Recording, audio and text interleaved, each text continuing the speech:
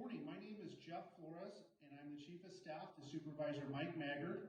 And ordinarily, I get to come to your classroom and read to you in person, but this year is a little bit different. We're going to continue with Community Reader Day, and I'm very happy to pick this book.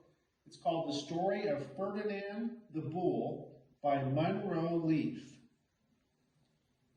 That's the book. It's a great book.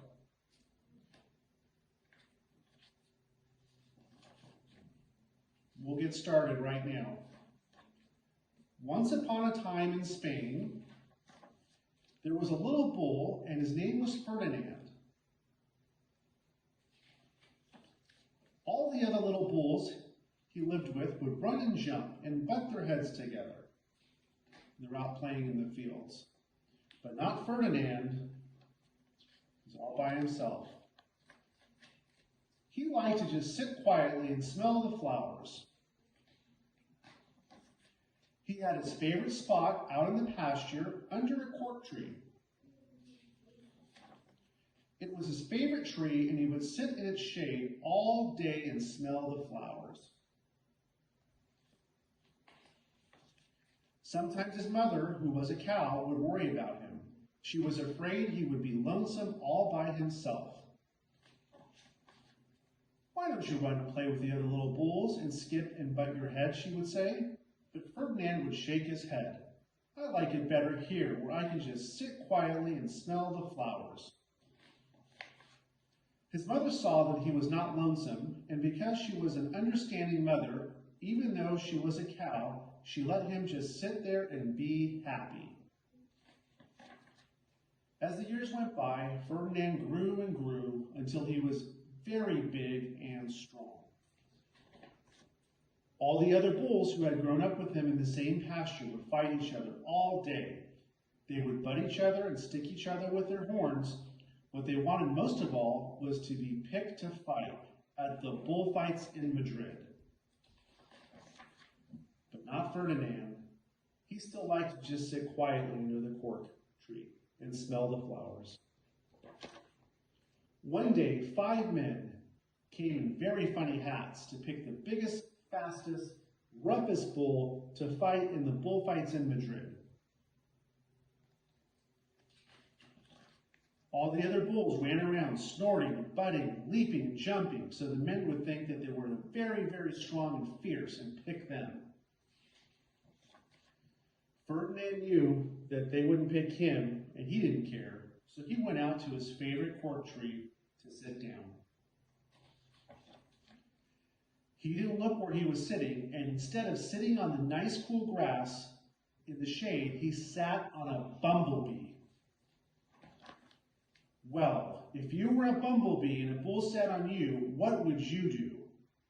You would sting him, and that is just what this bee did to Ferdinand.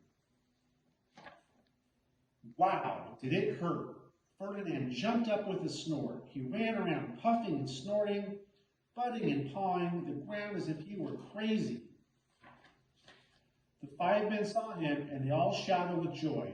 Here was the largest and fiercest bull of all, the one for the bullfights in Madrid. So they took him away for the bullfight in a cart. What a day it was. Flags were flying, bands were playing, and all the lovely ladies had flowers in their hair.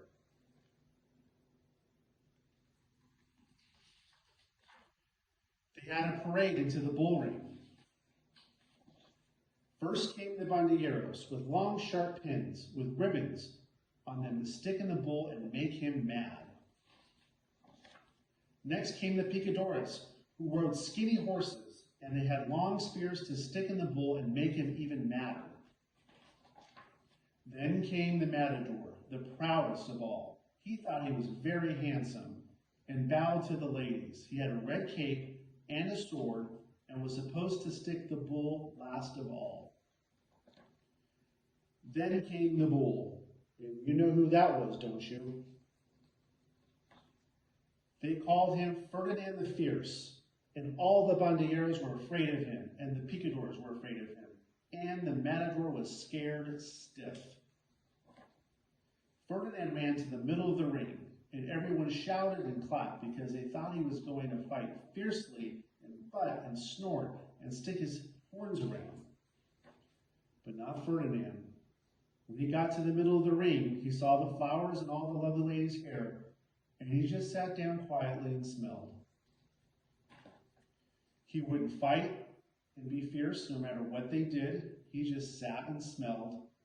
And the bandilleros were mad, and the picadores were mad, and the matador was so mad he cried because he couldn't show off with his cape and sword. So they had to take Ferdinand home. And for all I know, he is sitting there still, under his favorite cork tree, smelling the flowers just quietly. He is very happy. And that's the end. So thanks, boys and girls. It was a pleasure reading to you. You guys take care, be safe, and study hard. Miss ya, and we'll